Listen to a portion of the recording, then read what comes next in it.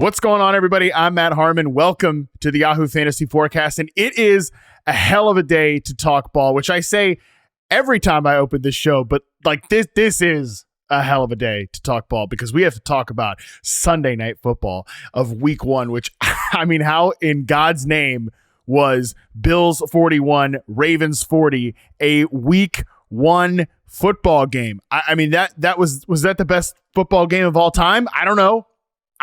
People are saying it. I'm just saying it in that like questioning tone because that was how electric that was. That was everything we needed. Truly everything we needed for a topper on Week 1. Like I said, it feels like a waste for it to be a damn Week 1 game. That should be the AFC Championship. That should be the Super Bowl because that's how fun and just, again, absolutely wonderful that game was.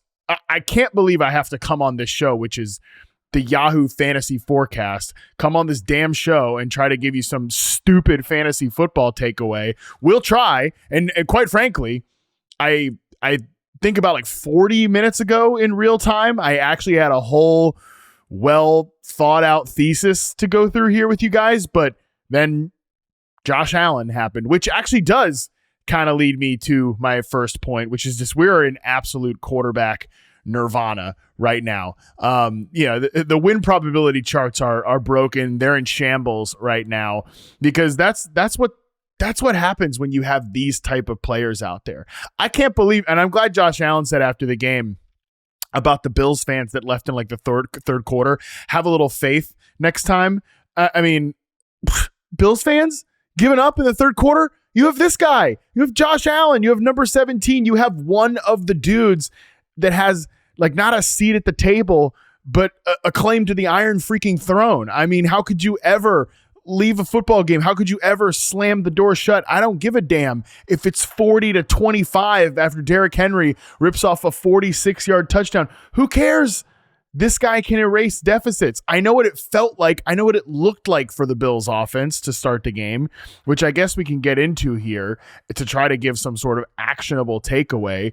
I know that I know that there's, again, like it felt a little tight. It felt a little constricted. And I do think that those issues are present in the Bills offense, right? Like, you know, when you're just stacking up the Ravens and the Bills, the Ravens do have better players on offense from a skill position standpoint. It's like when the Ravens are just dropping these haymakers left and right, like they've got Zay Flowers running all through over the damn secondary. We'll get to him in a second. They've got Derrick Henry ripping off long runs. We'll get to him in a second.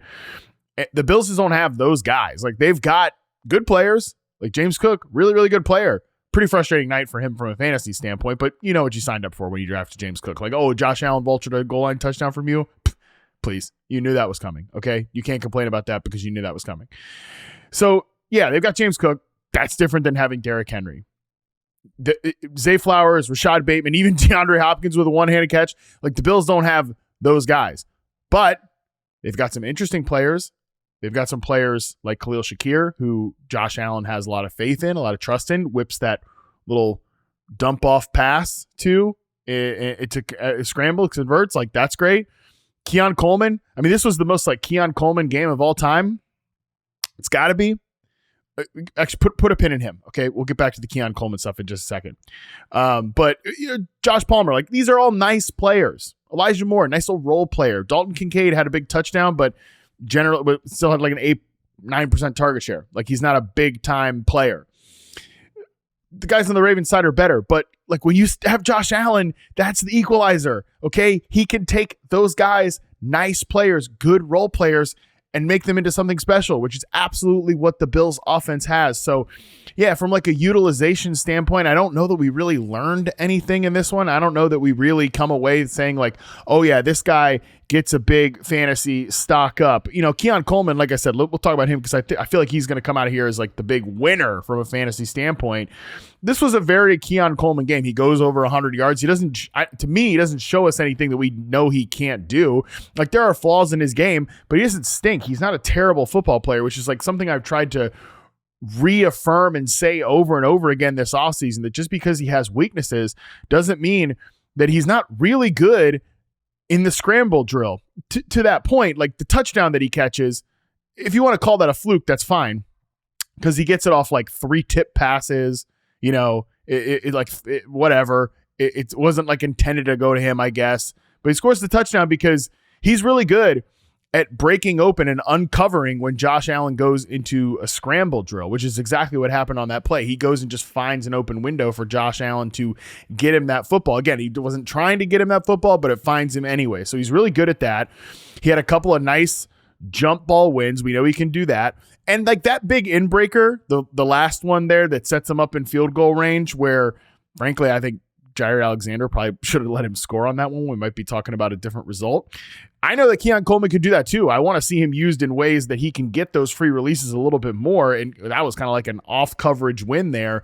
So I want to see him do more of those in-breaking routes, not just be tethered to the sideline and kind of just in that box along the boundary. So again, maybe they just find ways to continue to use him in that way and unlock him further. But I think he only played like 6.7% of the snaps in the slot, if the data that I have here is up to date, which it might not be because the game just ended. But not a lot of change in his usage. You're just going to have to ride the waves of variance if you want to play him. But in a game where your quarterback is going to put up 41 freaking points because he's just the man, and you're trusting a guy that's on the field all the time and has areas where he can win, like, yeah, he's going to have these games. Might be a little tough to predict him. Like I said, the touchdown is fluky, but nevertheless, like Keon Coleman, nice role player, elevated to something else because Josh Allen is his quarterback.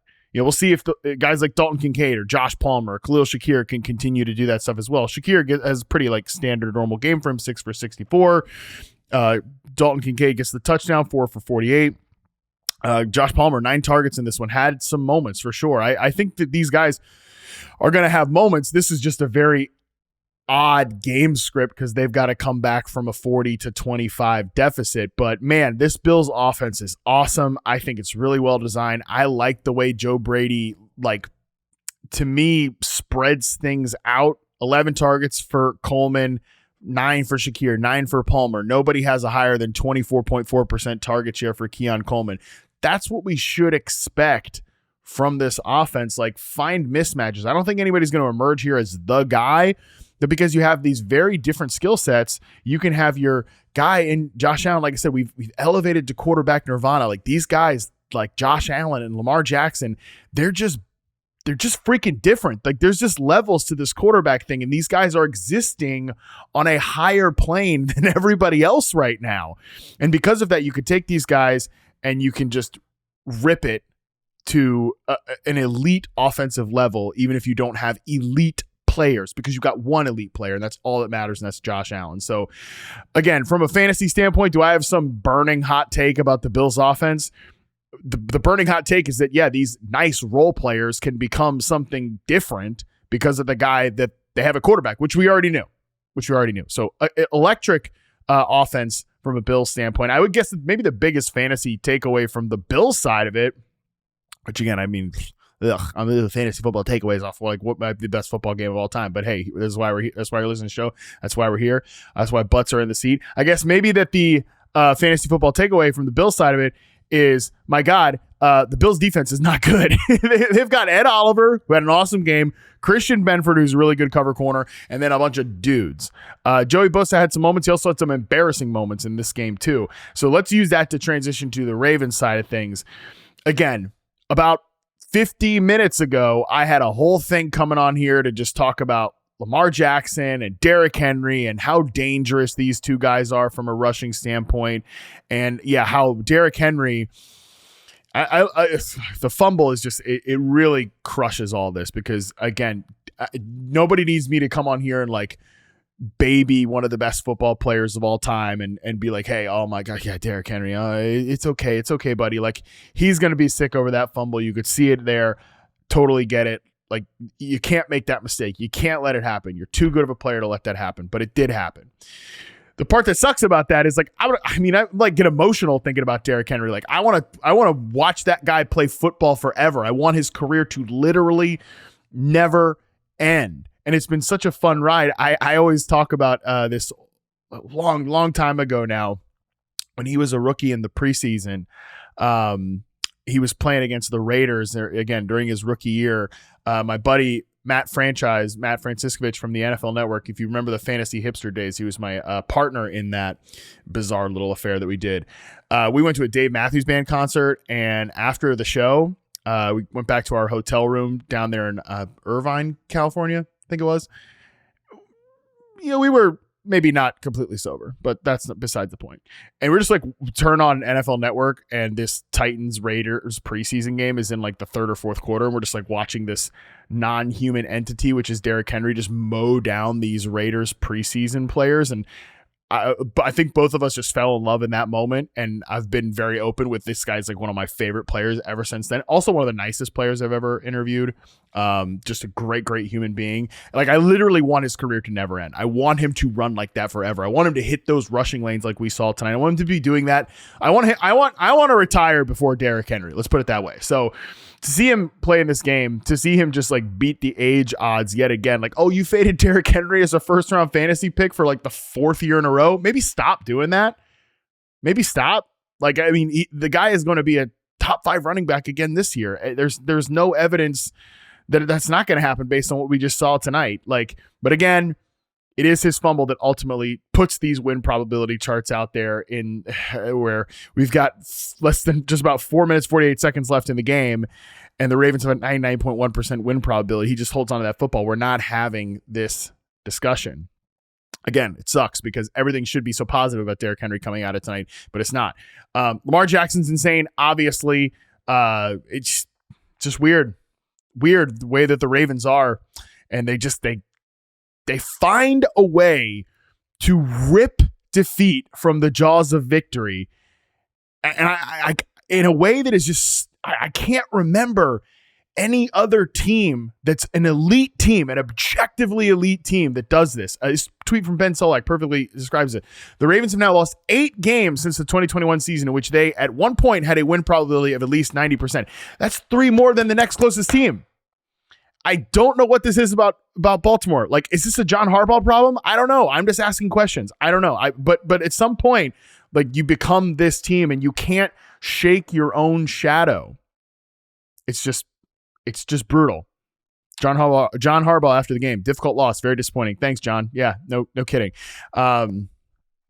You got to make plays to get off the field. You got to make plays to stay on the field. Well, for some reason you don't. I don't know. Like I would be. It's week 1, and if I was a Ravens fan, if I was a Ravens player, if I was John Harbaugh, maybe this is why he's a head coach in the NFL and I'm not. I'd be asking myself these existential questions after losing that game, because it's just like, what do we have to do to prevent this from happening? Maybe the Ravens go on to win the Super Bowl. They were my Super Bowl pick which is maybe why I'm tilted. They were my Super Bowl pick before the season. Whatever. They lose this game, they can still go on and win the Super Bowl. It's fine. I would say the other like fantasy takeaway, player take is Zay Flowers is the actual no one talks about this guy player among actual good players from this offseason. Maybe it's because he didn't play in the postseason, right? But man, great game tonight. 7 catches, 143 yards, a touchdown. This guy's a good receiver. I tweeted this during the game. In his first 2 seasons, he's finished 2nd and 7th in success rate versus zone coverage and reception perception among all the players I've charted. He's also been over 70% against man coverage in both those seasons as well. I have no idea what it is, but fantasy football players, like, I'm telling you guys, even in these like hardcore expert leagues I've been drafting in all summer, Zay Flowers just sitting at the top of the queue forever.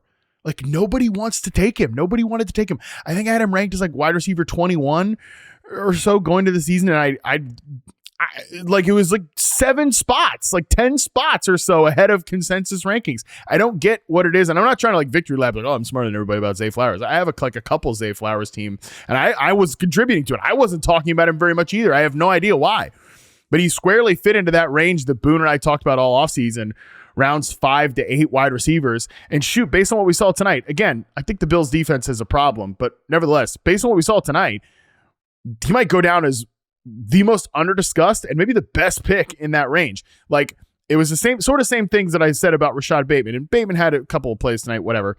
But these guys are on the field every single snap for one of the best in the offense that might be the best in the league, with one of the best quarterbacks in the league, the quarterback that helped his team put up 41 points tonight.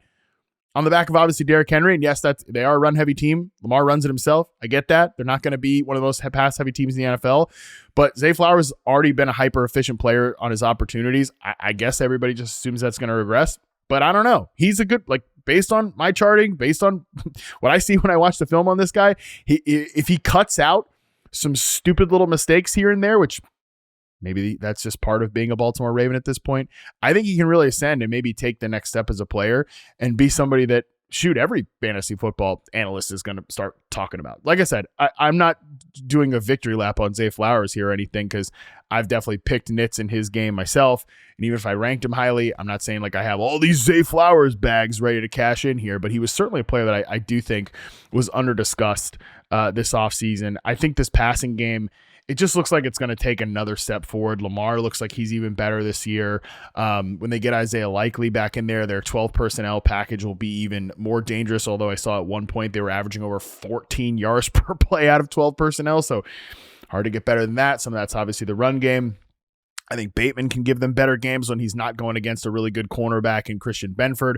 DeAndre Hopkins making that one-handed catch. Like, that's what you want out of Hopkins. You're not giving him 8 to 10 targets a game anymore, but when you throw him the football, you want them to be highly impactful plays.